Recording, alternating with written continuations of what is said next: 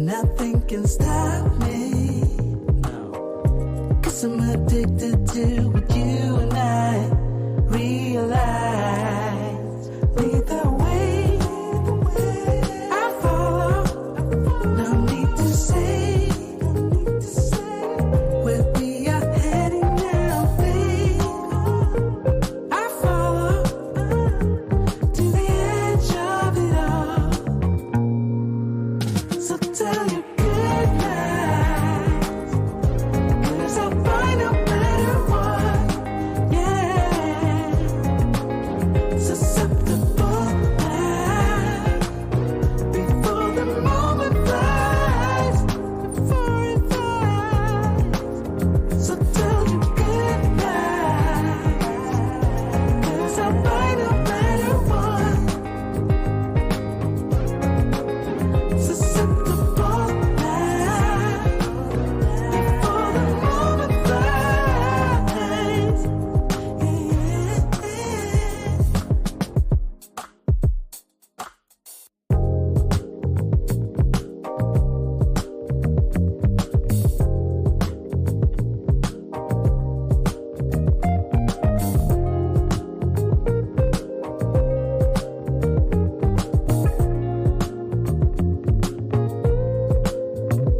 In this moment, yes, I cannot say what's wrong or right.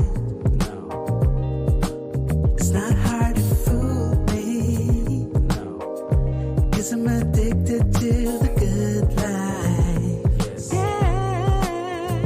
Lead the way, I follow. No need to say where we are heading now, babe.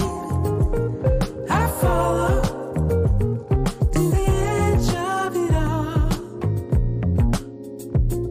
To the edge of it all. So tell your good night, 'cause I'll find no matter what, yeah.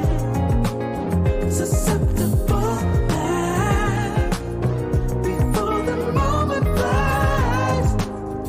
Ooh, so tell your good night, 'cause I'll find no matter what. Ooh, susceptible now, before the moment flies. It's not a problem, no, 'cause I know what I'm getting into. Yes, yeah, and nothing can stop me. No, 'cause I'm addicted to what you and I realize. Lead the way, I follow. No need to say where we are heading now, babe. I follow to the edge of it all. So tell your good night, 'cause I'll find no matter what, yeah. So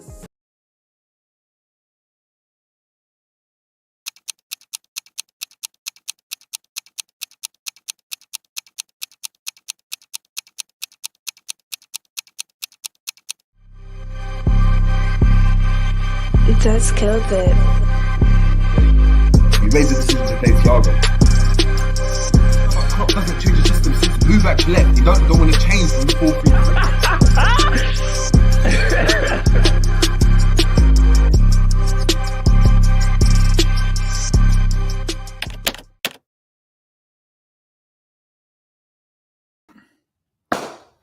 Boom, what's going on, people? We're back again on the Jerry James Show. Apologies for the technical difficulties, man. We've had a madness with StreamYard recently. Been posting times out of videos, they're coming out later. It's been a madness. And then I just confirm to me, people. Can you guys hear me? Let me know in the comments if you guys can hear me. But big up, as always. This is going to be a quick one. It's just myself today. It's the Liverpool versus Wolves previews, the FA Cup third round, in which The Lopetegui's men are coming down to Anfield, hoping to advance in the FA Cup. And considering Liverpool's current, standings, it's not looking that great. It's not looking that great. But look, let's get into it, man. Let's get into it. Let me just big up some of the people in the comments already. Big up to Oscar, saying big up everyone, big up to yourself. Phil Banner saying you are late, boys. No technical difficulty, but yes, get on to us, please, about that. And let us know, DM myself, Romz or G, if there's videos coming out and they're planned and then they don't go ahead. There's usually an issue, so just shout one of us and then we'll let you know. We've got Romz in the building saying smash a like, you couldn't make it today, but big up himself. We've got Mo Khalif in the building saying what? Mr. Brooks in the building saying yes, you can hear me. Oscar saying yes, you can hear me as well. That is fantastic. That is fantastic. But look, we've got Kay as well in the building as well saying big up. So big up to yourself. But look, let's just get straight into it. We got our M-Time is in the building as well saying big up Jay Wagwan. Hope you're doing well. Khalif saying our Lord and Savior is debuting today. Listen, it's going to be interesting. But look, let's just get into it, man. Liverpool in shocking form, shocking form. It's a turbulent period for the club in terms of, are we going to have a change of ownership? Are these players still up for it? Is Klopp, is Pep Lijnders addressing the right areas on the pitch in the transfer window? Tactically, are we up for it? Can Klopp still maneuver this team to go and get and claim victories on a consistent basis? Now, we're not sure about that. We're not sure. Nonetheless, we're still here. Klopp's still in charge, and I think he will be. This isn't obviously going to be a Klopp in, Klopp out debate, but look, we're not in great form ourselves, suffering from a lot of injuries.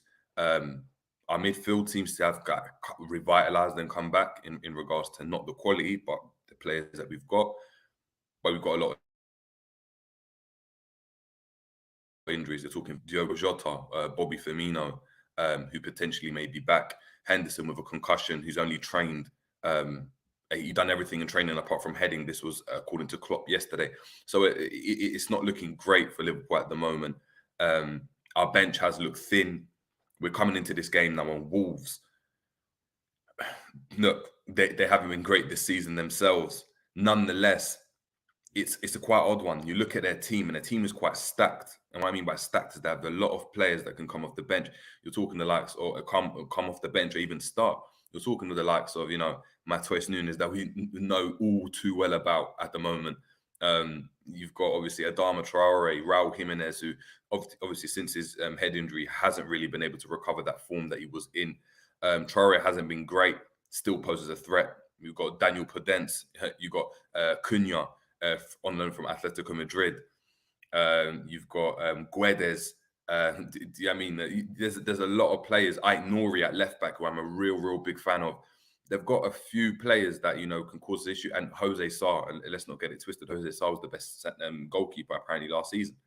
So listen, it's going to be interesting. It's going to be interesting. But let's get into it, man. I'm going to need you guys to help me out today as well, because it's just myself. So I'm going to be going in. I'm going to be talking about certain positions or starting lineups, predictions, and then obviously we'll get into the questions. And then once we do that, I need you guys to tell me them as well. And what I might actually do, if we get enough people in the building, if there's not enough people in the building, I'll actually let you guys come on, call in, and we can chop it up ourselves. And you guys, look, the opportunity is there. If you guys do better than G and Romz, then we know what's going to happen. If you do better than me, then I might have to leave the show and you guys have to take my place. So, Romz saying here, look, I can jump in if you want. Look, Romz is saying he wants to jump in. Fair enough. We're going to get Romz to jump in as well. So it's going to be two of us then, but two of us going to chop it up. 2 seconds. There we go. But let's get into it, man. We got Hussam saying, Jerry James, big up to Hussam. Hope you're doing well. Hope it's not too early. Actually, no, it's not because you're ahead. I was about to say it's too early. Big up Jonathan all the way from Colombia as well. Big up Jonathan. Hope you're doing well. Burad, a quick question before as we wait for the people to come in saying, Jerry, who are your top 5 defenders in the league this season? Ooh. Top 5 defenders.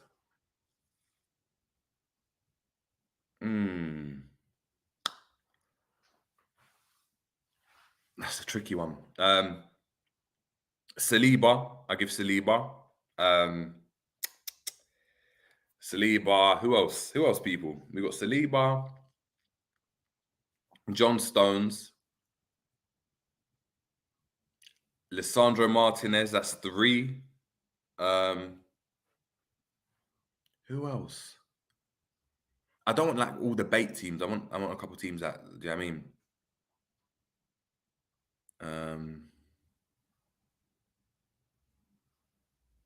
I would have said Cody earlier on. You know, Cody's been solid, but Everton have just plummeted. Everton have plummeted, and they're looking like they'll get relegated. So I'm not too sure. I'm not too sure. I've got 3. Can you guys help me out? Other centre backs. If you guys can help me out, that'd be amazing. Help me out, and we can obviously. I could chop that out. Oh, Botman, there we go. Marshall saying Botman, that's 4. That's 4. I give it 4 for now. I'll chuck Matip in there. Because I think he's been decent. Considering how poor we've been. We got big up to Ibo saying, man, like Jerry fan, big up to yourself.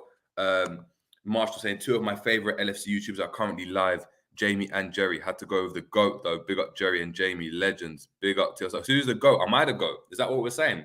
I'm the GOAT. Appreciate Marshall. Appreciate that. You know what? If anything, I need to beef him. I need to beef him for that. But it's cool. We still got people in the building. We've got Basti Fulton. Big up to yourself saying, big up everyone. Hope we can get the win tonight. Don't care about anything else. Facts. Oh, Ibo, Thiago Silva. Jesus, take Matip up to Thiago Silva in there. Facts. Exactly. Jonathan said Thiago Silva, 100%. Thiago Silva, yeah, it's overwhelming. Victor Ojoma saying, Jerry, do you live in England? Yes, I do. I'm not English, but I do live in England currently. As you can see, the weather's not looking great outside at the moment. It's great, but, big up to yourself. Gio saying, big up, Jerry, voice of reason for LFC. You don't deserve this stress, Jerry. Come. Big up. We got Albert Boafo saying, big up, Uncle Albert from Ghana. Listen, we're currently clipping that up right now. If you haven't checked out Albert's rant, please do. It's in the Klopp in versus Klopp out video. It's done amazing views. Listen, you need to check it out. It's probably the best call-ins I've ever heard, and that's across all platforms, any channel. And I'm telling you now, if you weren't there, you missed out. And that's why I said with the shows, you have to make sure you're there because we're bringing different content. But look who's decided to turn up. You got Romz in the building. Big up to Romz. What's going on? Big up, JJ. Can you hear me? Yeah. Yeah, we can hear you. Big up to yourself. I'm doing it off my phone, so it might be a bit temperamental. But big up, everyone. Make sure you smash them there. Big up the community. And, bro, I just hope we get a win, man. Get a win. Like he said, by any means, we just need to get a win, bro. 100%.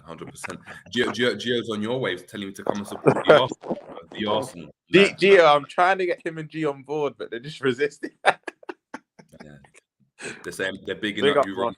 Big up. I haven't seen you in a long time, man. I'm thinking, where have you gone? There've been questions, bro. Questions that need answering. What have you been doing, man? Yeah. But yeah, man. Look. We might as well start into it, man. Going into this game, as I've summarized, Liverpool obviously turbulent. We're not really kind of going to get into the Klopp in, Klopp out kind of debates. We've done that. We're not going to talk about Pep Linders. We're going to try to focus on the game as much as possible, if that's possible. Liverpool aren't looking great on the back of a 3-1 loss at Brentford. We're back at home at Wolves. Injury plagued. Van Dijk now out for more than a month. We're coming up against a Wolves team that ain't been in the best of form. But considering I looked at their form chart, they haven't been as bad as people have made it out. Yeah. Haven't been as bad as people make out. So I'm looking right now. 1 second. Let's go and have a look at the form chart so I can get that right now. It's crazy because when I looked at it, I was like, oh, okay. So look at the form chart. They have, Okay, so since October, right? They've beaten Wolves, it's Nottingham Forest. They've beaten they lost to Crystal Palace. They lost to Leicester, and then they drew with Brentford after having a red card. They got 2 red cards on the trot, which is crazy. That's crazy. But EFL, let's go look from here. That's Empoli. No, that's all there. Hold on. Yeah, I think that was the warm-up Yeah, fixture. great. Yeah. Yeah, exactly. So now we're looking here. So let's not look from there. Let's look up from the EFL round of 16 Cup. So they beat Gillingham 2-0. They beat Everton 2-1. They lost to United 1-0, but United have been on ridiculous form. So it's only 1-0. But Jerry, with context there, apparently, I didn't watch that game. I'm not sure if you did, but apparently they should have got a draw from it. They were very resilient. And United struggled, apparently. But that's what I'm saying. That's what I'm saying. It's one of those ones. They're not as bad as people made out. So look, we're looking to this game. They're not the best team at the moment. They're not the team that they were 2 seasons ago in terms of form. Adama Traore firing, Jimenez obviously doing really, really well. But they are suffering in terms of obviously players coming back from the World Cup. The likes of obviously Ruben Neves, Coutinho's getting on now. They're not the same team, but as I spoke about, they've got a lot of players that I didn't realise that were actually at the club. It's got Matheus Cunha from Aston Villa. We've got Guedes as well, the Portuguese one who was at the Euros, who was starting with Ronaldo. He was shot at the team. He's in that squad now. What do you expect to see from this Wolves team? Like, obviously the title's at Wolves to bite back and claim the win at Anfield. What do you think? I think they're not going to respect us and come and park the bus and whatnot. They're going to have a right go. Because have you realised, Jerry, there's always a blueprint when Wolves play us just to go at them. Remember even the last day of last season, when we were like 90 minutes away, potentially, they just came out. I think they scored in the opening 5-10 minutes. And whenever we play Wolves, if you realise, it's never an emphatic win. It's never like we comfortably beat them. It's normally a 1-goal margin. In this reverse fixture, I think we played them at the Molineux about 3-4 years ago, and they beat us in the third round. The irony, they actually beat us in the third round. So they're never. I'm not going to say they're a bogey team because our record against them is quite good, home and away. But they always put up a fight. And what worries me today is, like you said, they've got a plethora of talent. They've got a lot of technical players in your Daniel Pedence, your Guedes, I know Diego Costa's not what he once was, but he can still kind of pose a threat. But the midfield three is what worries me the most, bro. Coutinho, Neves, and Mateus Nunes, funny enough. But them three, I think they've already won the midfield battle. I think a lot of our fan base know this, and we need to hurt them in other areas. But and I think it's Max Kilman, their centre back. Max Kilman, the centre back. Yeah, I think they're going to try and hurt us directly through the midfield. I don't think they're going to use their width as much today. I think it could be quite route one. The thing is, I have not watched the Wolves game under, how do you pronounce it? Lopetegui, yeah. Yeah, I have not watched a Wolves game under them, but from what I'm just hearing, the general consensus, they're good under him. They've been hard to beat. I think their only loss under him, correct me if I'm wrong, was United. And to get 4 points out of 6 away at Goodison and Aston Villa, that's pretty impressive. Not gonna lie, it's 2 grounds that are quite hard to go to. But to answer your question, I think they're going to hit us through the middle. Even though they've got players in wide areas that can hurt us in your Goncalo Guedes that play for Portugal and your Daniel Pedence. I don't really. Neto's still injured, isn't he? Yeah, he's got a long injury. But like you said, Mateus couldn't. Is he from Atletico? He's from Atletico Madrid, isn't it? On loan. Yeah. It's not going to be easy by any means. But I think they hurt us through the middle because I compare their midfield to ours. And you know when we speak about trying to control games, and sometimes there's this myth to kind of withstand the storm the first 20 minutes at Anfield. There's not really been any storm this year, so they might even control the game from start to finish. Albeit we still are at home. I should remember this, but I like their midfield, man. 3 technical players.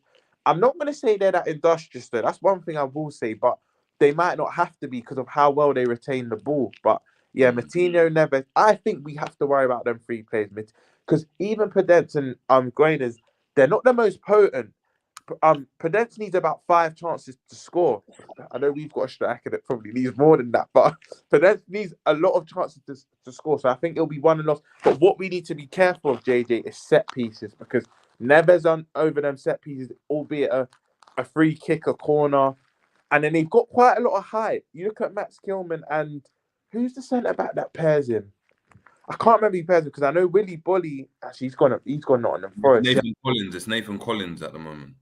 Nathan Collins and Max Kilman. But they're quite tall, aren't they? And even Semedo, which I'm not the biggest fan of.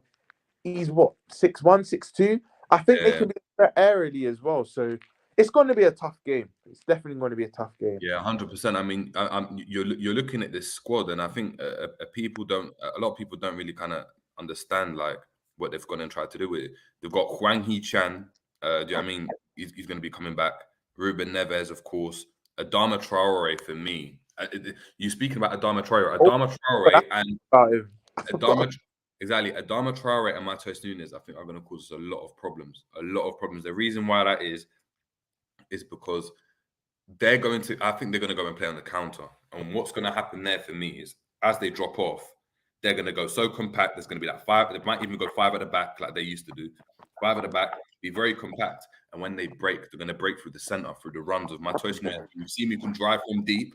And he's gonna be able to explode on whoever we put in midfield. It doesn't actually matter.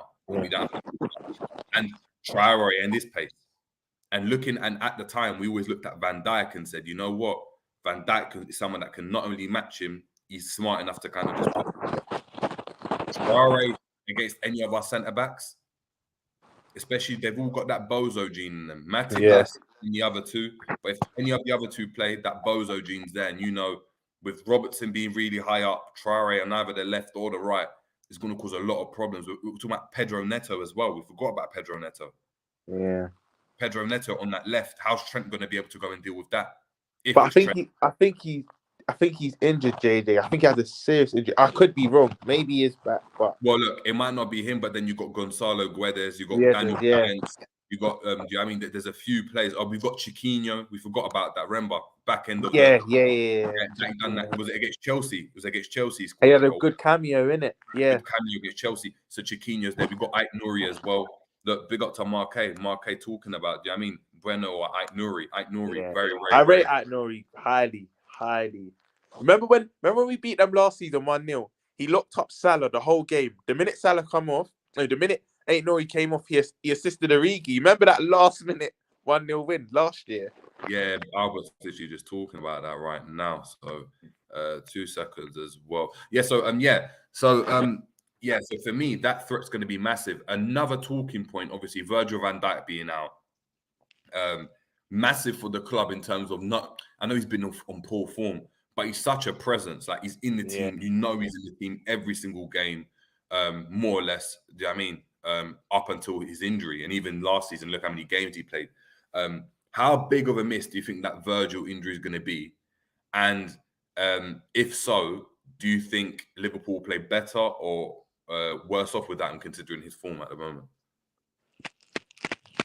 It's a tough one, because if we had seen several games with the partnership of Ibu and Matip, I'd have a clearer judgment. But the sample size is too small, JJ, so I can't really say we're going to be better or worse. But in terms of presence, he is a big blow. Regardless, like you said, regardless of his form this year, he's going to be a massive blow. That it is Virgil van Dijk. That what he's coming in done for our club the last 3-4 years. He's always going to be a presence. But it's just tricky to say whether we're going to play better or worse, because I've not seen Ibu and Matip together enough. I've just not. And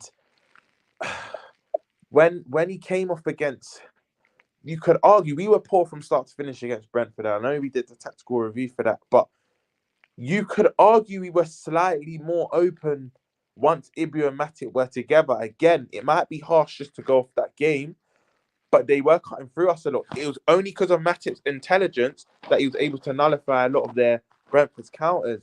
But it's hard to say whether we're going to be better or worse with him.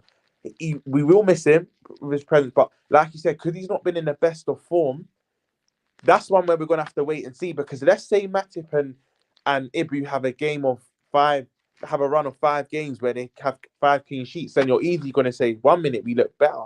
But then let's say if we concede every game for our next 10, which, let's be surprised, none of us here would be surprised.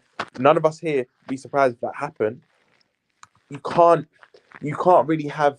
It's hard to judge that one. It's very hard to judge that one. But he will be missed. He will. Like, anyone that says he won't be missed, that's just a bit crazy. But again, I do feel we should maybe give him his actual rest and let him rehabilitate from this properly, because I was actually reading a few things, JJ, and it's easy to say now, but do you feel like his injury could be down to Klopp overusing him last season? That's what happens with hamstrings usually. You either haven't warmed up properly, or the rubber band, which is the hamstring, it's been worn out so much that it pops. I don't understand how a player that's never had a history of hamstring injuries pulls a hamstring. Yeah. And it's so bad. And it's so bad injury. to the point. And it's so bad to the point that he's out for more than a month. I understand little twinges, unless the Klopp's trying to pull wool over the fans' eyes and saying it's an injury when it's not an injury. But I just want to take him out the firing line because they don't think he's been good enough. Yeah, it could. Because he says a month, this, that, but I hope you'll be back quicker. So if he comes back quicker, how do you come back quicker? With a hamstring, you can't. It's not like hamstrings. They don't recover like that. I don't know. They're a reoccurring injury, and once you've been out for a long time with a hamstring injury, you're even quite skeptical. Should I make that bursting run, or should I kind of just play it off? Like you're then. This is with most injuries, to be fair, but especially with hamstring because you're striding. That's the easiest injury to kind of pull up. So you're right. Maybe he's using it as a smokescreen, but with the amount of football, I read something, JJ, he played the most in club football last season. I think it was 63 or 64 games. Yeah. That's crazy. I know we were battling on all four fronts, but it kind of shows there maybe wasn't enough rotation. You know, they don't rate the other centre backs, innit? They just don't rate the other centre backs. That's what it is. But look, we've got a special guest on the building. Look, he's requested to come on. I've wanted to actually have him on the show for the longest. I'm happy to actually finally have him on. It's Mr. Michael Talks Football. You've probably seen him on Hussam's channel as well. Big up. His own Talk Football. Big up, Michael. How you doing, man? Freezing my ass off is what I'm doing, man. It is cold out here, man. Cold in Finland. Minus 12 today? Wait, where are you? Finland. Finland. Yeah. Cold. Bro, it's cold as hell here. Fucking shit. Jesus. Yeah, man. Hopefully Liverpool can warm up the day, even though it's going to be a late kickoff. It starts at 8 o'clock UK time, right? Yeah. What's that, 10 o'clock? It's 10 o'clock for me, yeah.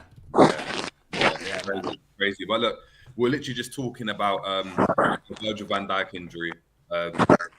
Whether it's an injury or not, I mean, obviously it's up for debate at the moment because he looked in poor form, considering how severe it is right now.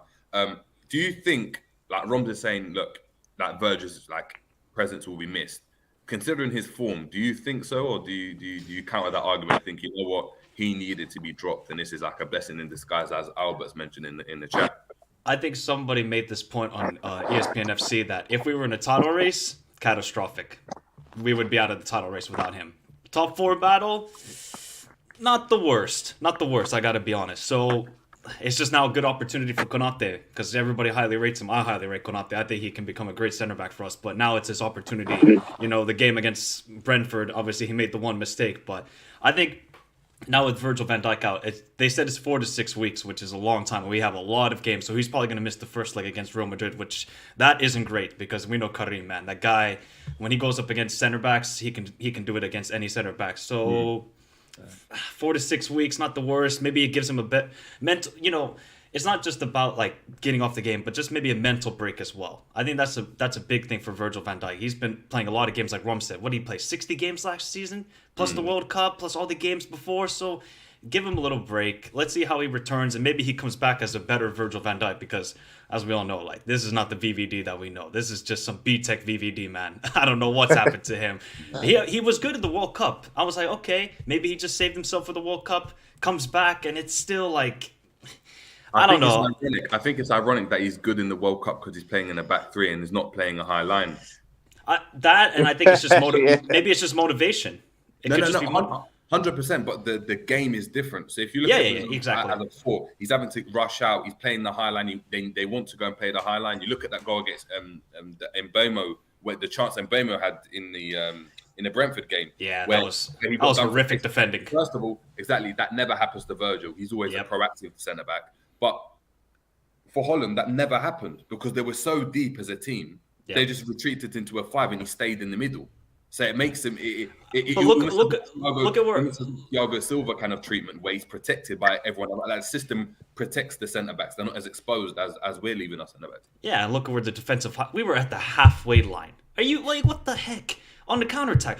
It was it was 2 passes and then Buemo was in behind. That is horrific. That is some schoolboy defending, man. I mean, I've seen that in under 8s here in Finland. That is just horrific. So I hope it's just a good little mental break. Not more of a physical break, but just a mental break for VVD. And now we see the emergence of Konate because we need him to now emerge as that guy. Yeah, he's gonna become that guy for us. So now he needs to become that leader for us. So let's see how it works. Especially that for me is the biggest. Yeah, that for me is the biggest issue because Konate looks for me like a good centre back. I haven't seen him be the lead, the number one, the A centre back of the partnership. So usually you have an A and B. He right now is going into that B category with Matip, with Joe Gomez, but no one's really been able to go and stake a claim as being that main centre back, the one who organises the line, the one who dictates where the line is, dictates when they drop off. Virg does that so well, and it's things that we actually don't remember. When we with Lovren and Matip at the time, or Lovren and whoever, we had 2 B centre backs, and you see it. You see it with teams where no one's really commanding the presence. You look at the best teams that have won everything. You talk about Vidic Ferdinand. Do you know what I mean? You talk about Cahill Terry. You always had the number one Terry in that instance. Do you know what I mean? And then Cahill was able to go and do you know what I mean, support him through that. Whether Konate can become that, I'm not sure. I think he's too rash with his defending. He goes out a bit too much. And the passes he makes are a bit more risky, but let's wait and see. He's still a young. But it's also tactically when it comes to Klopp, because just these center backs, they're at the halfway line every time. Yeah. All it just takes is one pass, they're in behind. So I think the best example of Konate is the Champions League final. I thought he was our best player in that game. I thought he was amazing. So if we can get those sort of performances while VVD is gone, I think we should be okay. But I mean, overall, our team is it's whack at the moment. Michael, there's no other way to explain it. It's just whack. Michael, you know what it is as well? It's not even that we're asking to park the bus. Just drop back 10, 15 yards. It will make a big difference. But I don't understand. You continually persist to have this high line, which we keep getting exposed. Jerry said it in previous streams. It's insanity at this point. It's obviously not working, and we continue to do it. It just doesn't make sense. I agree. And I mean, especially against Wolves, who they're a very organized side against Lopetegui. Lopetegui is a very defensive coach. I wouldn't say attacking-wise the greatest, but he's just a very organized coach. So that's the thing we're going to go up against today. And, they have 2 good center backs, although Jose Sa hasn't been in the greatest form in the last couple of weeks, so maybe we can take advantage of that, and we need to see how Gakpo does, because I really like Gakpo. So especially on the left side with Nunes, let's see how it works. Maybe they're gonna interchange with positions as well. We could probably see Gakpo at times be the striker, Nunes go out wide. So don't be surprised if you see that today. Cool. I mean, that's a great segue. Might as well talk about it. Cody Gakpo obviously cleared to go and play today, considering the kind of the. I'm not sure Klopp would have wanted to rush Gakpo into the starting lineup, but looking at our team and the impetus it needs in terms of goals as well now, because goals are starting to dry up, or our clinicalness is starting to dry up. Cody Gakpo looks like he's going to start. Romz, how excited are you about seeing Cody Gakpo? And what kind of game do you think he'll bring to Liverpool in his first game anyway? You know what? I don't even want to be. There's a thin line between delusion and optimism, but I think he scores today. I'm going to go as far as say that. I think he will score today. I think he's going to be very direct. Remember, I said a couple streams ago, I think the relationship with him and Trent, Trent's registered, I think, his first assist against Brentford, but he's going to reignite Trent's season again, because I think that ball that teams will recognise it's on, but it's whether you can stop it. You know how normally the left inside forward always makes that inverted run. I think Gakpo is key. It's literally going to be cash money for us, because you even saw it in the opening game against Senegal. De Jong had the ball. He makes that inverted run. I think it was from the right this time, and they score. I think he scores quite a good header from range. And I just think Trent, I don't want it to become predictable though. I think they're going to have to switch it up, and they're going to have to know when to do it. But I think once Trent, remember we were speaking about triggers as well, JJ, during the World Cup with the Brazil team and Rafinha's role. I think the minute Trent gets that ball, I think he's going to look for Gakpo to be on his back. But like I said, you can't keep doing it, because it will then become predictable and they'll just drop a few yards back. But I think you're going to see that, not even just this game, throughout now till the end of the season. But I am excited to see Gakpo, just because, again, I think when you sign a forward, it has that different type of feeling. When you sign a midfielder, it's like, cool, You want to see how we can help the team overall. Defender, you want to see kind of clean sheet.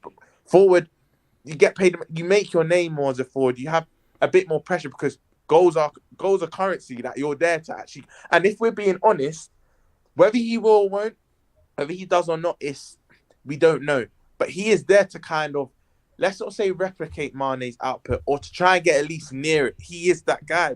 He's got the profile. He's that left-sided forward. He's young. He has a good track record in the Eredivisie and Holland team. So I know Prem's a whole different ball game, but I'm expecting him to get goals. I'm expecting him to be vibrant. Kind of him to have the same Luis Diaz effect that Diaz had a year ago, just with more goals and assists. That's what I'm expecting for him. But I do think he scores today, and whether we win or not, we're yet to see. But I do think he scores today, and he has a good debut. But I do think he'll be a menace. Yeah, I think with me with Gakpo, I think I kind of tried to watch him a bit more. I'm not the biggest fan. I don't necessarily see it like that. I think the stats look great. Not necessarily my type of player, but I'm happy to have him in. Like it's not like it's a good signing for Liverpool, but he's not like, I don't know if we signed Mbappe. I'm not that excited about him, but I'm like, cool. Yeah, I mean, we got him, so it's cool. But one thing that I've noticed from him, he's not as willing to run in behind like Nunes is. He comes to feet much more. Oh, yeah. And what I actually think is actually helps him that Kanate or Matip are playing, because when Virg goes and plays that, he's less inclined to go and find and play the kind of in between the lines passes into feet and get Gakpo on the ball and stuff. So a lot of the time that happens on the right-hand side. So you see Salah dropping off a lot of the time, and Salah gets the ball to feet because the pass has been played from Matip or it's been played from Trent. Down that left-hand side, we don't really have that, because the first thing Virgil looks to try to do is he either passes it to Thiago if he's space. If not, he switches back onto his right foot and tries to hit a 30-yard switch over into the other side. So it's actually going to aid Gakpo because I think he's actually going to be able to get on the ball more, and I think it will suit his game a bit more. I think usually what happens is when you play down that left-hand side, it's a lot of runs in behind. And for me, actually, it's done better off the left, because when he's making the runs in behind, it's at an angle where Virgin, everyone can go and find him from out wide. Even Trent can go and play that switch across. Yeah. Gakpo dropping deep is not really going to go and help, and I think that's what we had the issue with Diaz. But I think we do need a ball carrier. I'm actually just excited to go and see him. I'm excited to see how he fits into the team. As Michael said, does he go and switch with Nunes? Does he play as a number 9? Does he even come into midfield and almost play as a kind of number 10/8, where he comes inside so much and Robertson overlaps that he links up with the midfield and gives us numbers in the middle of the park?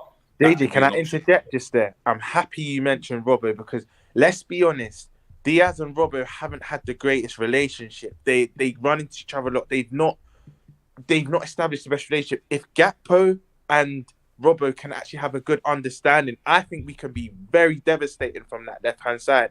But we've not really seen it with Diaz and Robbo, and I hope Klopp and Linda's actually working on. Obviously, they've not had a game yet, but I hope, let's say it doesn't work necessarily this game, it's something they work on, or maybe it might just be like a house of fire. Maybe it just hits off from the start. But I think that relationship is key on that left. I think Gakpo and Robbo, we do need to look out for, because with Diaz and Robbo, it's not really worked up until now. Yeah, man. Michael, thoughts on Gakpo's impact in this game? Romz is saying obviously he thinks he's going to get a goal. Do you think so also? Yeah, I think so. Didn't Diaz score on his debut as well? I think it was in the FA Cup. Who was it against?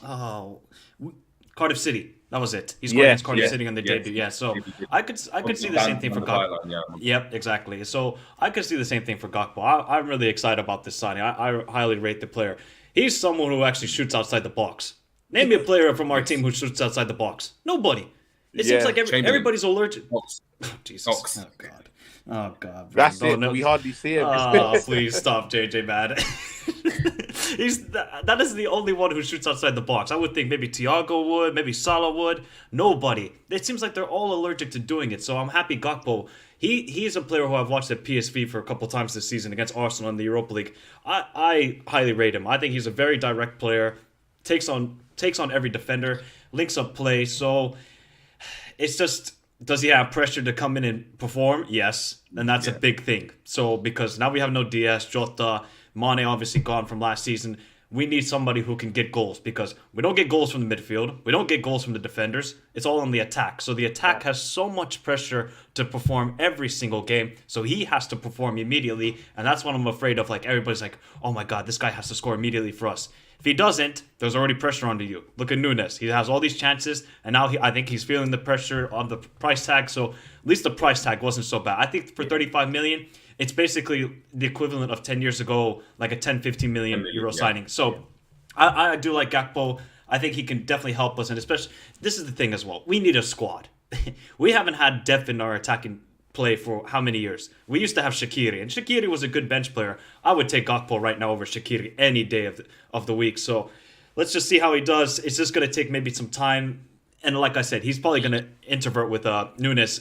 I could definitely see Gakpo playing a lot in the 9 role, especially. And remember, he's 6'3", so he's good in the air. Now we have 2 good guys in the air in Nunes and Gakpo. So let's see how it works, man. I'm just excited. And hopefully he scores in his debut.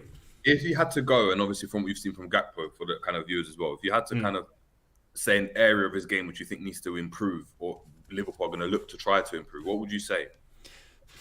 I would say his link-up play basically with the midfield. Maybe that's the big thing I worry about. He likes to get the ball out wide and take on players and cuts onto his right foot. So basically, you'll see a lot. He'll just cut into the right and just shoot from there. So that's maybe one thing I would look to improve with Gakpo is the link-up play. Otherwise, I think he's a very good player. I very strong on both feet, and that's something we need. We need players who shoot and actually get it on target, unlike the Uruguayan striker, unfortunately for us. Yeah, that's what it is for me. Just I hope Liverpool actually say, you know what, cool, we're going to allow our forwards and our players to shoot from outside the box, because I think if there was an onus on that from the team, I think the team would do it. I think Klopp is very adamant against it because he believes taking shots from outside the box is essentially giving away possession. And I think that's why we don't really take shots from outside the box. You see it. It always has to be a link up, or if we get the ball outside the box, it has to go back to come back in with a cross. It's like we have to score the perfect goal. Sometimes you just got to be ruthless about it. Just get into the box or shoot outside the box. Like, look at all these goalkeepers. I don't think there's not like 5 world-class goalkeepers in the world at the moment. It's like Jose Sa, decent, but he makes some mistakes. So take a shot on and see what happens. Yeah, you might have a deflection or whatever. So exactly. Before we get into the kind of our predicted lineups and what we're going to go from, just going to run through some of the comments as well. There's 30 people in the building. Make sure we're smashing the like. It should be about 30 likes already. If there's not, the interlude gets run. So you don't want the interlude to run. Make sure we're smashing the like. Ibo, big up to yourself, saying, Jerry, what is your opinion of Trent playing in midfield? Hell to the no. He hasn't got awareness playing as a right back with just the players in front of him to deal with. How's he going to deal with 3 people running off him and being able? I just can't see it. Mo saying, hope Klopp drops the high line. I think we all do.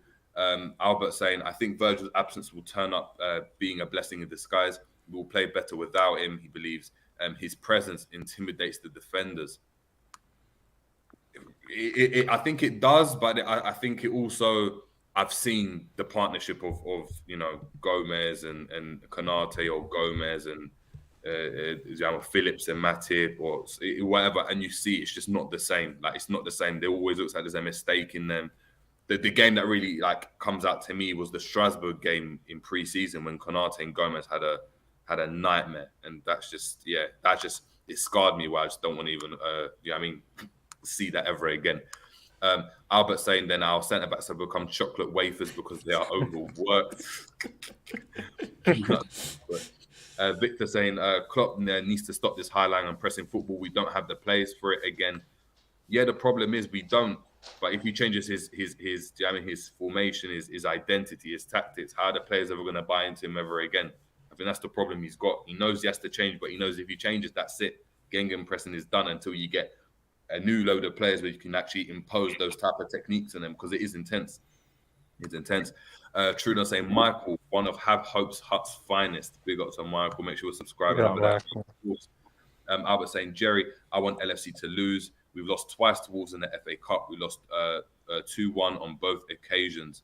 Does he realize that this is our only chance of silverware this season? Will be, yeah. That's what I was going to say. Yeah, I think what Albert's saying though is he wants change, and he believes that if we win, it papers over the cracks. Because if Gakpo, let's just put this out there: if Gakpo scores a hat trick and we win 3-4-0, Salah gets on the score sheet, Darwin scores, everyone's going to look and be like, yeah, the situation's sorted. Exactly. Gakpo scored a goal, it's amazing. And then we're going to go into the following games against Brighton and whoever, and we're going to be like, oh my God, this is just terrible, because we're going to get beaten again, and reality is going to come back to hurt us. So I see what he's saying, but right now, what's more important, I guess, FA Cup or top 4? I think honestly, we're going to lose to Real Madrid. That is a guarantee. I don't care what anybody says. We are losing to Real Madrid. Facts. And then all we have is just top 4 and FA Cup. I'm okay with that for this season, and hopefully we get a reboot and hopefully just some change, because oh boy, we need change. Yeah, what I would hate is for us to win the FA Cup but not get top 4. Yeah, that would be brutal. That would be devastating. I just don't. Would be problematic. GTV, big up to G. You couldn't make it today. Big up, G. But yeah, he's got a question for us saying, do you think it's not a midfield issue when our forwards are not pressing like before, which then puts pressure on the midfield, who also can't press for the back 4? Michael, you can answer that one first. We can go around. Michael. Totally agree with that. I don't see any sort of pressing from our forwards like it used to be. Remember how Sadio Mane, Salah, and Firmino, they would just press, man. They would just press the teams. They would suffocate them in their own half. I think because Darwin, he didn't really press a lot at Benfica. He doesn't know how to press as a team. He presses sometimes by himself, and then you just see there's nobody else pressing around him. That's a major issue. And then, the midfield, they look at the front 3. If the front 3 are pressing, everybody follows suit. If one guy is pressing, there's nobody else there. So that's a big problem. We need to press as a team. We don't do it anymore. I don't know if it's just because of the midfield or if it's the forwards, but I would say it's mostly on the forwards. You have to press. You initiate it. If you're not initiating it, it's just a calamity. Look at the chance that Mbeumo had when it was the pass behind Virgil. Yeah. We all tried the press. Look at the pressing was just diabolical, man. Absolutely diabolical. So, yeah, I think it's a major issue if our forwards are not pressing right. Romz? Yeah, similar to what Michael said. When you press, you have to do it as a collective. If one person lets that down, the whole thing breaks down and it creates gaps within the midfield, and you become easy to cut through. But G, spot on. I do think it's not a midfield issue. It is a midfield issue, but it does start from the forward line, because like Michael was saying, you'll see Salah press by himself and the other 2 are quite stagnant, and then all of a sudden then behind them we're cowed, and it's kind of like it's because the other 2 weren't doing their job and coming with him. You will know, Jerry, that sometimes you'll all have to slide across, even as a back 4. If it gets shifted, if you don't slide across and there's that one guy that kind of stays where the ball's just been switched from, it creates gaps and it's hell, and then there's a breakdown in communication. So I think to answer that question, it's both. It's midfield and forward, but you can't I don't think we can put solely the blame on a midfield issue. So I would say it's 50-50. They both have to take accountability. Then it has that domino effect, because then the back 4 don't really know what's going on. But yeah, man, I think G's spot on with that. I think just to echo what you're saying, I think there's 2 points. I think the strikers have to know that the midfield are following them up. So the problem you've got is, as a striker, and you just check it, and we can watch it today in this game, before any striker presses, he checks behind him to go and see, all right, well, are you guys ready to go and press? If he sees already Thiago, Henderson, and Henderson used to do that so often, is be the trigger for the press. So he'd press onto that centre mid. You'd see Salah and Mane, boom, they're straight onto their forwards, which means they have to go and play long, which we used to win the ball back. The problem we've got right now is that the midfield aren't doing that. And when they go and try to do that, and we see we do it somewhat successfully, because they haven't got the mobility to even just intercept passes, and you look at the interception numbers and they're shocking, from Fabinho, from Thiago, from Elliott or whoever, they can get through the lines.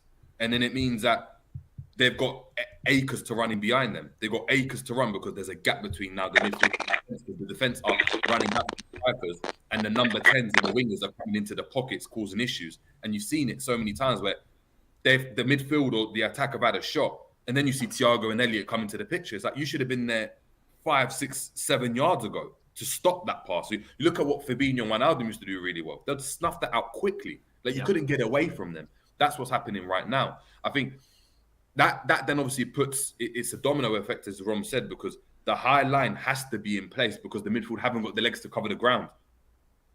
Because what you've got to do then, unfortunately, if they haven't got their legs to do that, you've got to go and drop way back, and give the onus on the other team to have the possession. The problem is Liverpool then give away possession because we've seen it so many times. Thiago gets the ball. The first pass he does is just a long pass over the top for Nunes.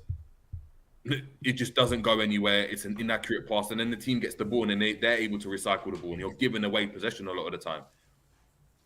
I think tactically, Pep and Klopp don't actually have it figured out in terms of what to do when in possession. When you compare it to the likes of Arteta and Pep or Barcelona, they know that every step of the way. So when we're out of possession, when we're in possession, in the first phase, in the second phase, in the third phase, where do we have to be on the pitch in order to progress the ball through possession on the ground and keep in possession? Liverpool don't do that really well. So we do that in bits of pockets, and then someone gets the ball and spreads a long pass. And the long pass gets one in the air or gets beaten because we're still trying to play this direct way. Yeah. And it doesn't work. You need to have a focus on one way or the other. This mixture of the two means that you've got some players that are trying to play possession based. So like the likes of Elliott, who is not really going to press. He's trying to get on the ball and travel with it. You've then got Trent that's trying to be a bit more direct. Nunes is being direct, but Salah's buying into this. I'm going to drop deep and hug the touchline and do this Mahrez-esque role. It's not making any sense. So, interesting one. Albert saying, guys, don't you think we asked Nunes to do too much? How much work does Haaland do? Nunes always has to go on and fetch. Yeah, I mean, they're different players. And as I said, it's different systems. This is the point, is that City are able to go and manipulate possession in a way where they can get Haaland and wait for Haaland to get into his position before they go and attack. With Liverpool, it's anytime there's opportunity, find Nunes, and you just see it. It's just a long ball over the top, Nunes running onto it. And if that's not available, then you see Nunes isn't as effective. Nunes' best games have come against who? Spurs and Man City. And Arsenal. That left that high line and allowed us to be very direct with our passing, whether it was Alisson or Trent or Virgil. That's where we cause our issues, and that's where he's going to be a problem. When teams drop off, now what have you got in terms of possession? You need them more central in those times, but then we haven't got the players to go and actually keep possession long enough in the right areas to go and create a goal. So it's interesting. It's going to get through some of the likes, the comments as well that have come through. We know, big up to yourself, saying, I remember hearing that pressing was all that they worked on during the World Cup. These training regimes just not working anymore. Same thing we work on through the first pre-season. Fair enough. Revenite saying it's both, but forward is understandable. Ox is not a winger and Darwin is a new player. Yeah, potentially. They don't press as intelligently as Michael said. Victor saying Trent to midfield is rubbish. I don't like that idea. I would rather play him as a right wing back. Yeah, I think that's fair. Albert saying, Michael, we have depth. Curtis Jones will come on. Oh dear Lord. Might as well just switch off the TV if Curtis Jones starts a game for us. Trust me. I am Jono saying Real Madrid better than evens to qualify against us. Easy money. Yeah. I'm not looking forward to that game. You know that game is in like less than a month, almost in around a month. Oh, God. I am not looking forward to it whatsoever. I'm actually trying to get tickets for the away game in Madrid, but I don't know if I want to do that anymore with the way we're playing. Yeah, exactly. 100%. Quick one from Android. I'm just going to get... I think we're going to get a special guest on just to go and give his 2 cents before we head out. I'm just going to kind of give our predicted lineups. Android saying, Android 118, big up to yourself, saying, do you think Klopp needs to start introducing tiki-taka? It helps a lot in breaking through teams. I don't like using the word tiki-taka, but yes, I think Liverpool, if they're going to go and play a possession-based game, and you look at the types of profile of midfielder that we've got, I think that would suit them a bit better as opposed to this all-round pressing game. I think there needs to be some new coaches involved. I think whether it's Klopp and Pep Linders, Klopp, or someone else being added into the mix, someone else has got to come in and be able to go and kind of introduce that kind of style of play, because it's not going to work with Pep Linders and Klopp. You've gone so much and you've experienced so much success with one way of playing. It's difficult to then go and change because you believe in your system so much because it's won you. Yeah. It's giving you success. That's the problem. So, yeah, man. 2 seconds. Just gonna go and see if this person will come in. we'll see if you can come in. But JJ, yeah, I was gonna say whoever it is probably a quick sub for me because I've quickly got to shoot.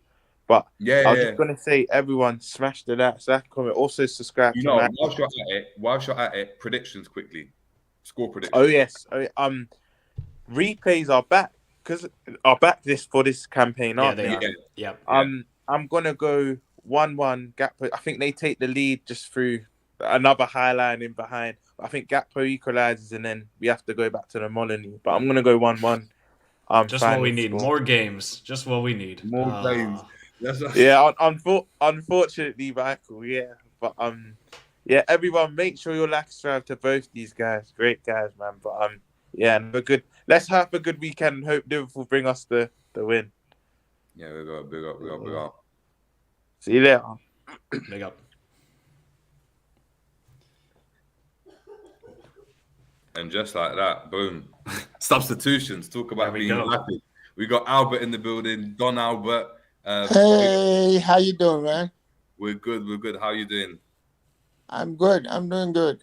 Listen, you're with us for the next 5 minutes, so we're just gonna give you a quick rundown, and then we'll get into score predictions. Our problem is simply this: for those of you who like ham sandwiches, without the ham, there's no sandwich, right? It's just bread. We don't have a link between our defense and our attack. And I'll give you a simple example. Look at what Casemiro has done for Manchester United. And look at what Rodri does for Man City. If you don't have that person who sits in front of the back four, and that's what a good defensive midfielder does day in, day out, what Caicedo does for Brighton, we are going to have a problem. We are going to keep having problems. The problems that our central defenders and indeed our lateral defenders are getting all has to do with the protection they're not getting. Look, if we didn't have Alisson in post, we would have been in the relegation zone without a shadow of a doubt. Imagine if we had Karius. Just imagine if we had Karius. We would have been in the relegation zone. We have had 51 goal-scoring chances against us this year, and I bet you Alisson has saved the majority of them one-on-one. Without Alisson, we'll be in trouble. But our manager's not listening. He either knows and is not telling us the truth, or he's not listening, and that irritates the hell out of me, man. What kind of manager keeps putting the fortunes of a team like Liverpool on the shoulders of a player like Elliott? Elliott has played 27 games this season. Why? And if we say that we don't have money, let's just assume it's true. Money is a problem. It's not monopoly. That. Yeah. You can go into the French league and get a player who costs 10, 15 million euro to come and put him in front of the back four. Why am I saying that? How much did Minamino cost? £7 million, right? And they still bought him. So why can't he do that? There's something going on. Why is it that all of a sudden we are talking about Matheus Nunes, that we're getting him in the summer? That was a sweetheart deal they did with Jorge Mendes. They basically loaned us the money to buy the player, and we come and get him for a premium in the summer. Well, we don't need Matheus Nunes in the summer if we don't get top four. Yeah. I don't want to go play no Europa League. That's why I'm saying I want us to lose. Because if we don't lose and get out of these so-called cup games, we're not going to concentrate on the top four. And like you said so eloquently, Jerry, let's win 2-0, 3-0. Let's give a good humping to Wolves. And what happens? Everything we are saying is forgotten until Brighton fucks us up. And they will fuck us up. Trust me. they will fuck us up because we simply don't have what it takes to match them. McAllister's back. Caicedo is playing. Trossard, Solly March, and good old my Ghanaian brother Welbeck is also back. Welbeck. Welbeck. Yeah. Nitaki. Well, are you Ghanaian too? Yes. Oh, it's a small world. Listen, man, he's back. So we need to get serious. We need to look sharp because none of the teams that are above us are teams that we are going to catch because we need to win 2 games for Tottenham to lose 2 games for us to go a point above them. How do we do that? With this team, how are we going to achieve that? Those are the calculuses that we have to do. For me, as we speak now, it's a top 4 thing. Let's not forget that if we don't qualify for Champions League, we lose £100 million. That's a heck of a lot of money to lose. If you do the math, if you get to the group stages, by the time you get to the group stages, given your revenues at the gate, the TV rights, the money UEFA pays you, by the time you get to the group stage, you would have earned like 100 million euros. Why would we want to give that up and go and play on Thursday? And even worst of all, why do I want to be ridiculed by Manchester United supporters telling us, "Go, you are playing on Thursday"? They're the Thursday people, for crying out loud. They're the guys who play on Thursday. I think the problem, I think people don't realize, I think that's a massive for FSG. Having top 4 is massive for the current ownership. If top 4 is not achieved, it's either 2 things. It's either going to be Klopp goes, it just is. Klopp, they're going to have to get rid of him because they think, no, you've sacrificed this and you're going to get that kind of militant kind of American-style ownership, which we've seen with how Todd Bowley's behaved and how American ownerships have behaved in the past. Or they're going to just go and spend ridiculous to get back in it again. But it means there's actually more cash loss. So I don't know which one I actually see. Jerry, do you honestly think that... Sorry, Jerry. Sorry, Jerry. Do you think, honestly, FSG are going to spend crazy? But that's my point. But I don't see them. I don't see them sacking Klopp. I think Klopp's in a precarious position where he honestly has keys to the city. Yep. He's in that Wenger because of what he's been able to go and give Liverpool. FSG aren't going to sack him unless he like. I read the article where it actually spoke about someone could come in and Klopp could go and shoot a meteorite at Anfield and destroy Anfield and he'd still be manager somehow. Like, there's nothing that this person can do. And yeah, he might get criticism, but he'll never get pushed out of the club because of his relationship with the fans and the football club and that type of thing. So I just don't, this is where I'm at. I don't know what happens. It's actually a debate. What happens if Liverpool don't get top 4? Because I can't see it. What happens to the players that want to go and play Champions League football at the end of their careers? The likes of Thiago that have just come in, that hasn't, when you look at it, he hasn't actually fully bedded into this kind of Liverpool doctrine that's been available. He hasn't won at Liverpool the way the likes of Virgil has. He hasn't come through that same kind of process. Does he want to go and play Champions League football? What happens to the players that want to play Champions League football? Because is there a guarantee that you get into the Champions League the season after? It's a difficult situation. But look, we need to kind of hold our horses on that because we need to kind of get into our predicted lineups. I'm going to start with Michael. What lineup are you going with, man? Kelleher in goal. I think he'll start today just to give Alisson a rest. Klopp came out and said Alisson's always been the FA Cup goalkeeper. Well, then I don't know what Klopp is thinking. All right, we'll go with Alisson then, but I would go with Kelleher because I think the guy. But do your predicted one. So Kelleher, I'll just go with Kelleher because I really like Kelleher. I think he's going to go in the summer. By the way, I just think he's going to be like, I'm tired of being a backup. I think I'm better than that. He's much better than Danny Ward was back in the day. Like, let's keep it real. Now Danny Ward is starting for Leicester City, so Kelleher, Trent, Matip, Konate. I think Robertson will come in because Tsimikas had an absolute disaster class at Brentford. God, he was terrible. That was probably the worst performance I've seen from Tsimikas. I think I'm going to go with Bajcetic in midfield. I think he's going to start him. Oh, wow. Okay. Thiago. In the six, actually. Yeah, I think he's going to start in the 6. Oh, man. Elliott was terrible as well. He hasn't been good since the World Cup. But what else do we have? We don't really have anything else. So I guess Elliott and Thiago, and then Gakpo, Nunes, Salah. I think that would be my starting 11. And my prediction you want my prediction for the game or save for that? Predictions at the end. All the predictions after we've given it. Albert, whilst you're here, you might as well. I want your starting lineup for today. Okay, so I think Kelleher would start. I think the spring role Ramsey will start. We will have Konate and Matip for sure.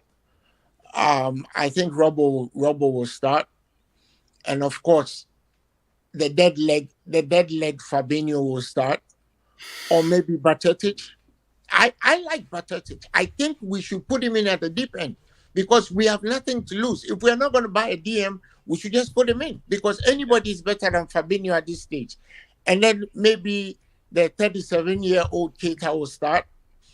And he is 37, I'm telling you guys. Wait, right isn't he injured? I think Keita's injured, isn't he? No, he's 37. They need to manage him. He can't do the training all the time. So they need to wrap him up. And, you show up. Don't worry.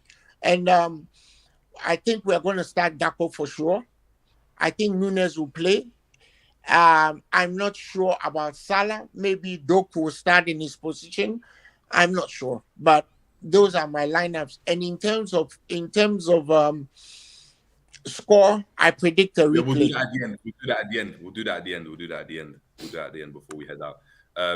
My prediction that I was able to kind of get up before I knew the guys would come up is here. So I think Alisson starts, considering obviously Klopp's comments talking about Alisson's always been the FA Cup goalkeeper and that Kelleher only played in this round last year because Alisson was injured or something like that, or had a knock. So I'm going to Alisson in goal, Trent right back, Matip, Konate centre back, Robson left back. I think, like with Albert, Fabinho, I think starts. I think Thiago starts as well. And I think Keita starts in this game. I don't know why, but I think the more minutes Keita's been getting, like for the last couple of games, I think he starts this game. He probably comes off in the second half or sometime, but Keita starts. I think Gakpo, Nunes and Salah all start. I think Klopp needs some consistency, and I think he wants to give Gakpo the best platform to go and do well. And I think he's not going to go and put in a Doak or something that's going to kind of affect what Liverpool do, because then there's more pressure on him. I think having Salah there means there's less pressure on him to kind of get the goals, as Max alluded to as well, because there's now two people. But yeah, and look, we might as well get our score predictions on as well. And guys in the comments as well, make sure you're getting your score predictions as well. We're going to read out a few of them. Let's start with Albert for this one. Score prediction. I think it's going to go to a replay. Oh, no. Yeah, I can see it. I can see it. I can see a replay coming up. It will end up being a 1-1 or a 2-2. Knowing us, we can even do 3-3. We can do 3-3. Like we'll ship 3 goals. It'll be 3-1 at the end of the first half because Adama Traore gets behind us all the time. And then we'll come back and in a heroic effort, we get 3-3. And then Klopp comes to tell us, and in that moment, it's like, that's how it goes, and that's how it goes. It's in this moment, and that's how it goes, and that's how it is. And that would be the whole press conference. We'll go back and do a replay. Oh, Jesus. I'm sick and tired of the ineptitude, man. I'm just sick and tired of the ineptitude. We are going to sign Coop minus. Coop fucking minus. What the hell is wrong with Pep Linders? Coop fucking minus? Oh, the guy doesn't even start for Atalanta. But Pep Linders likes him. So what the hell are those people smoking there? If they want good weed, they should come to Ghana, man. I'll give them some good weed. But smoking freaking pawpaw leaves over there. What is that? Look, pay the money. That's the market. Pay the money. Get Caicedo. Pay the money. Caicedo is what we need now. Pay the money. You won't get him for any less than the 70 million they're asking for. If you're willing to pay 80 85 million plus for the non-scoring Nunes. Why wouldn't you pay 70 million for Caicedo? Caicedo is 22 years old. He's going to be with us for 10 years. So why can't you amortize it? And the greatest thing about Caicedo that people are not talking about is that the guy is paid £3,500 a week. So if you give him £50,000 a week, he will play his ass off, right? And you don't have to spend that much. Amortize £50,000 a week for a player who plays at Liverpool. Brighton are paying him $3,500 pounds a week. That's slave wages, man. Let's pay the money, get the guy, and go top 4. We need to play in top 4. Liverpool is not a Europa League team. In fact, if we're going to be 6th, then we'd rather be 9th. Because I don't want to play Europa League. I don't want to play Europa Conference. I don't want to play none of that. Yeah, if we're not going to be top 4, we better be 9th. Albert, you don't want to play. You don't want to play in stadiums where the train is running in the background. You don't want to play in those. I don't want to play in fucking Ludogorets, Bulgaria. I don't want to play in Karabakh, Azerbaijan. You know, where you're playing and the players are speaking, and you can see froth coming out of their nose, steam coming out of their foreheads. I don't want to do that. I don't want to do that. Michael. I'll be the positive one here, and I'll say 2-1 Liverpool. We gotta have some positivity. I know it's bad times, and I'm not usually positive with Liverpool nowadays. I'll go 2-1. I'll say Gakpo and D9 gets the goal. Darwin Núñez. He'll get a goal today, hopefully, because my God, he needs a goal desperately to get some confidence with that guy. I think with him, it's all confidence with Núñez. I know he's not the most elegant player and this sort of stuff.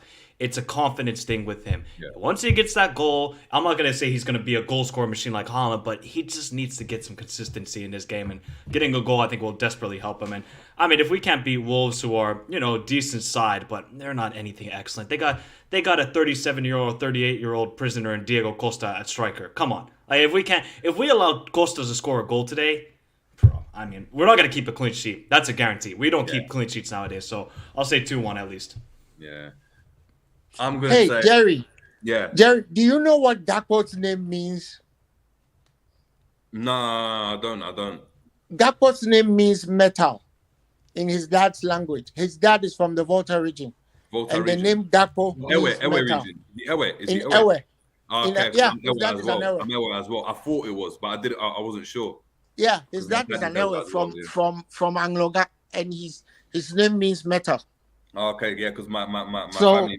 My dad's side of the family from Agbozume, so Volta. So now you've got yourself a metal player coming to play heavy metal football. But I wish him well. He's a good player. Yeah. I just wish we could do better for him. That is, we also don't want him to go fetch, because if we start making him go fetch, sooner or later he's gonna come up with hamstring problems. He's gonna come up with knee problems. That's the problem with us.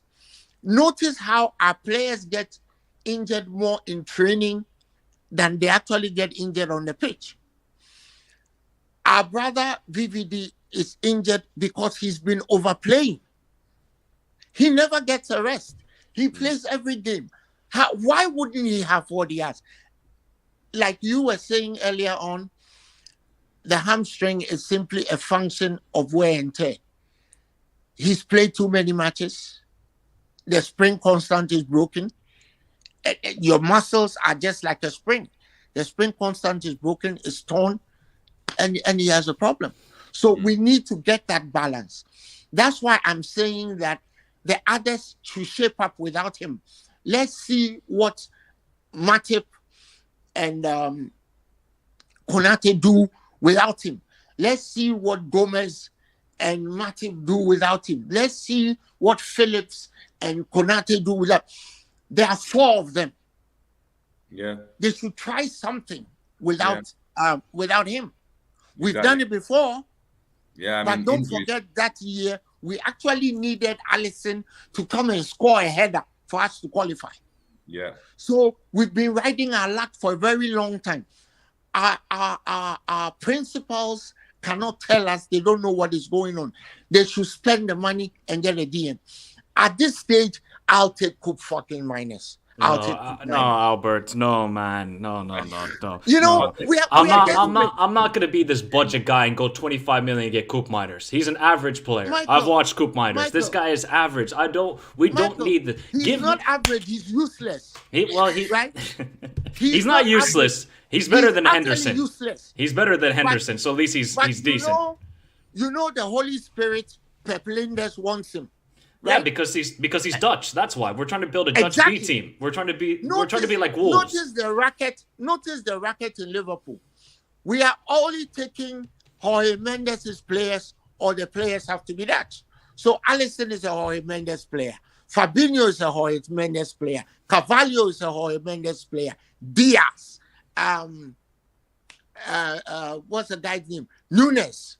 All of them Jorge Mendes. Thiago, Jorge Mendes. And then we do some Dutch. So it's like a tiramisu, and you sprinkle some chocolate over it. That's all we do.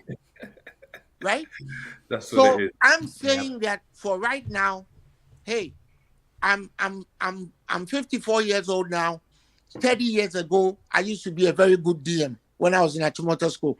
They can come and get me. I'll play for free. But they need a DM who is better than Fabinho. Fabinho just... Do you remember the sequence that led to the first goal against Brentford? You remember? Don't remind us. Right. He is the one who puts the defense off by attempting to head the ball. How do you completely miss a header? He didn't even shunt it. He missed it. Yeah. Come on, Fabinho. For £190,000 a week. Jerry, can't you do better? You can, and I think that's gonna be a pressing issue. That's how desperate I am. Look, maybe you're saying by Cetic. Maybe by Cetic, as you said, maybe he needs to let's just throw him in at the deep end. Yeah. Look, nobody at this point, nobody can do worse than Fabinho. I'm telling you that right now. I have a strong suspicion that he's also older than he says he is, because you can't rewrite science. Science is, you cannot make matter. They say that in chemistry. Science is object. You can't change science. When you are a certain age, you can't do what you used to. Hey, listen. For those of us who are a little older, we always wanted to have 1,001 girlfriends when we grew up, when we could afford it. You can't. Even if you can afford it at my age, you can't. Because your best friend is your remote control. You can have 1,000 naked women in your bed, and you're looking for the remote control to watch Liverpool. Yeah. Right? At a certain age, there are some things you can't do. Our midfield is old. That's why they get injured and they don't recover. I keep telling you guys, Keita is 37 years old, and you laugh at me. I'm telling you he's 37. Right? You can see it from his face. He's not a kid. He is not 27. Jerry, do you actually believe that Keita is 27? I struggle to, because I'm 27. Come on, man. Struggle because I'm 20 and I don't look like Keita. So because you can tell from a guy's face. Look at what the razor has done. Look at the razor bumps on his face. You can tell all that. Right? You can tell. That and you see, from the way shit works out back home, by the time he graduates from the youth system into playing for, in Guinea, maybe he was playing for Hafia or he was playing for Horoya or whatever, and then they took him to France. And, hey, this ain't no 27-year-old player. Albert, is it a case, back in the day, or I don't know if this still happens, in like the Under-19 World Cup where Nigeria took players and then they found out their passports and they were way older than what they were? No, that happens on a regular. Look, man. Like there's a few players I don't want to expose any. We are from Ghana. I can tell you some stories, man. Yeah, that's what I'm saying. I don't want to expose any Ghanaians right now. I think that's good. I'm not going to expose anybody. But there's a lot of Ghanaians in that 2010 World Cup. Like we say in Ghana, this be roadside. We are by the roadside. I don't want to say anything. Yeah. Look, there are some players, but this is for the record, so I can say, as we speak now, the Ghana national women's under 17 team has been banned for till 2026, right? They went to do checks when they got to the World Cup, and some of them were lactating mothers. Look, this thing happens. It happens. So, but if you get away with it, and the guy is a good player, hey, you remember that. I'm sure you all remember the case of Kanu Wanko when he was 24, playing for Arsenal. His 14-year-old son attempted to get a visa in the UK embassy in Nigeria to go visit him. So they asked him, "How the hell are you 14 when your dad is 24? How the hell does that happen?" Right? As I speak to you now, a Ghanaian player, I don't want to mention his name, just gifted, and it's on social media. He gifted his mom a car for her 70th birthday, right? The guy is 25. So his mom had him when she was either in menopause or he's a pension baby, right? So they do this all the time. But back to the topic. Liverpool needs a midfield that works. Our midfield doesn't work, and that is our biggest problem. I bet you, I bet you if you speak to the players, they are really frustrated. Oh, yeah. Because something is wrong. Yeah, I think Albert, I think when you're talking about that, I think just to summarize, because we need to kind of head down and to give my score prediction as well, is you're right, because there seems to be, I think the players played better when there was a change in formation because they started to go away from what Klopp's been advocating. So the high press that went into a mid press, the line dropped off a bit. We played a different style of formation. I think what you're seeing is when they've got to go back to what they're doing, they are getting frustrated because you can understand the centre-backs are probably sitting there, Michael, and saying, you know what, like the midfield aren't pressing, like they're not getting on the ball. Look at the arguments they were having. Look at the Robertson having to galvanise everyone at 3-1 to be like, come on, what the hell's going on? That's not normal for a team that was competing for a supposed quad last season. Do you know what I mean? So, yeah. But look, my predicted scoreline, I'm gonna go one better than Michael. And the reason why I'm going to go one better, I think it's gonna kill us in the long run. I think we win 3-1.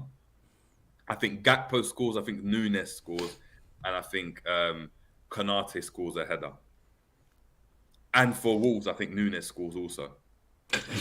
You guys, why you gotta do like that, Jerry? Why you gotta do like that? You guys shouldn't jinx. Don't jinx Caicedo's impending arrival. We need Caicedo. If we win 3-1, they won't go by him. I'm telling you that. Right? Exactly. They won't. But look, I think he just changed his agent, by the way, Caicedo. So maybe that's good. Well, let's hope so. Pep Linders will come and tell us that Curtis Jones is as good as Pedri. He said that, right? Yeah. That guy needs a slap. He needs a sound slap. How can you say Curtis Jones is as good as Pedri? Are you serious? I don't know. Green Cap Ape saying, when is Salah going to see a game out? Facts. Never. Reno saying Salah needs a game to stat pad to get up and running. Yeah, maybe he does. And LFC Zoe, big up to yourself, saying, I don't want to see Thiago anywhere near this game because we're actually asking for an injury. And if he's out, we might as well end the season. Yeah, that'd be shocking. I'm Jonah saying I can see Elliot no more. I can't see Elliot no more. Yeah, he might. We'll see. There are talks about him kind of just stepping out of the limelight for a bit. HM saying Ox in midfield. Anyone? Gakpo left, Nunes striker, and Salah right wing. Maybe. Why not?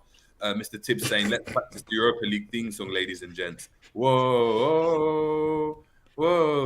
Jerry, I've seen 3 Europa League games this season. It is brutal. Going on a Thursday night, man. It's shocking. All the Thursday night madness is gone for me nowadays. Mr. Brooks saying Albert is a Don. True Don saying Chernobyl FC. And then RJ saying, I'm sorry, VVD has been well below par since he came back from his injury. It hasn't been this season. It hasn't been just this season. Being out is more psychological than anything. I think that's facts. As well. But look, that's going to be it for today. Yeah, we'll see what happens, and we'll see you on the other side.